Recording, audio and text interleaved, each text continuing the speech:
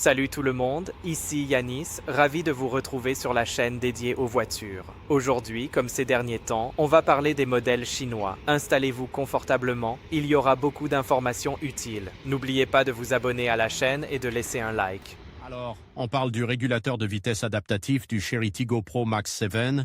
Vous avez probablement vu cette mention adaptatif et vous vous demandez ce que ça signifie concrètement. Eh bien, c'est là toute la différence. Un régulateur de vitesse classique, vous le réglez à une vitesse donnée et il maintient cette vitesse, point barre. Simple, efficace. Mais l'adaptatif, c'est une autre histoire. Imaginez-vous sur l'autoroute. Vous avez réglé votre régulateur à 130 km/h. Soudain, une voiture vous précède et ralentit. Avec un régulateur classique, vous seriez obligé de freiner vous-même. Avec le système adaptatif du Tiggo Pro Max 7, c'est différent. Le système détecte la voiture devant vous grâce à des capteurs radar et caméras. Dès qu'il détecte un ralentissement, il réduit automatiquement la vitesse de votre Chery. Maintenant, une distance de sécurité préprogrammée. Pas besoin de toucher la pédale de frein, le système gère tout. C'est incroyablement confortable et sécurisant, surtout dans les embouteillages ou sur les routes encombrées. Une fois la voie libre, le régulateur réaccélère automatiquement jusqu'à la vitesse que vous avez définie. 30 km/h dans notre exemple. Magique, non? Maintenant, parlons des éléments qui composent ce système ACC, l'Adaptive Cruise Control, du Chery Tiggo Pro Max 7.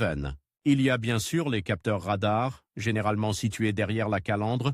Ces capteurs mesurent la distance qui vous sépare du véhicule qui vous précède. Ensuite, il y a le système de caméra, souvent situé derrière le pare-brise. Cette caméra aide à identifier les véhicules, les obstacles, et à affiner la gestion de la distance de sécurité. Ces données sont ensuite traitées par l'unité de contrôle électronique du véhicule, qui gère l'accélération et le freinage de manière autonome. C'est un système complexe mais incroyablement bien intégré dans le Tiggo Pro Max 7. Vous avez aussi un écran qui vous affiche la distance de sécurité programmée, ainsi que la vitesse à laquelle vous roulez. Vous pouvez ajuster cette distance de sécurité selon vos préférences, généralement via des boutons sur le volant. Il est important de bien comprendre le fonctionnement de ces réglages pour une utilisation optimale et sécuritaire du système. N'oubliez pas que le régulateur adaptatif est une aide à la conduite, et non un système autonome. Il est essentiel de rester vigilant et de garder les mains sur le volant à tout moment. L'attention du conducteur reste primordiale. Alors, on parle aujourd'hui du régulateur de vitesse du Chery Tiggo Pro Max 7, et plus précisément de sa version adaptative. C'est une fonctionnalité vraiment intéressante. Et je vais vous expliquer comment ça marche, du début à la fin. Commençons par le fonctionnement de base du régulateur de vitesse. Imaginez que vous êtes sur une longue autoroute et que vous voulez maintenir une vitesse constante, disons 130 km/h. Au lieu d'appuyer constamment sur l'accélérateur, le régulateur de vitesse le fait pour vous. Vous réglez la vitesse souhaitée et le système maintient cette vitesse automatiquement. C'est simple, efficace, et ça vous permet de moins fatiguer votre pied droit sur les longs trajets. Vous avez un bouton pour l'activer, généralement sur le volant, et un autre pour le désactiver. Vous trouverez aussi des boutons pour augmenter ou diminuer la vitesse de croisière, généralement par incrément de 5 km/h. Sur le Tiggo Pro Max 7, c'est assez intuitif. Vous verrez, on va le voir en détail dans la vidéo. Maintenant, passons à l'activation et la désactivation. Sur le Tiggo Pro Max 7, l'activation se fait généralement en appuyant sur un bouton spécifique, souvent accompagné d'un symbole de voiture avec une ligne horizontale. Une fois activé, un voyant s'allume sur le tableau de bord pour vous indiquer que le régulateur est en marche. Pour le désactiver, il suffit d'appuyer à nouveau sur le même bouton, ou bien d'appuyer sur la pédale de frein. Le système se désactivera automatiquement si vous freinez, ce qui est une mesure de sécurité essentielle.